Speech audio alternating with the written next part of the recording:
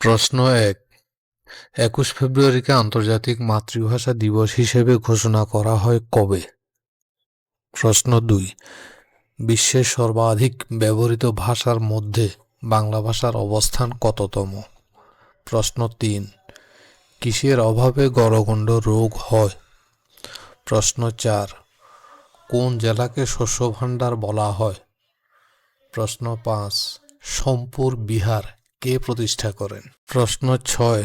আরেক ফাল্গুন গ্রন্থটির রচয়িতা কে? প্রশ্ন ৭। বাংলাদেশকে স্বীকৃতি দানকারী দ্বিতীয় দেশ কোনটি? প্রশ্ন ৮। কম দামে কেনা, বেশি দামে বেচা, আমাদের স্বাধীনতা বইটির লেখক কে? প্রশ্ন ৯। লাল গ্রহ কাকে বলা হয়? প্রশ্ন ১০। Choose the synonym for fried. উত্তর নিচে দেওয়া আছে, মিলিয়ে নিয়ে মুখস্থ করে ফেলুন।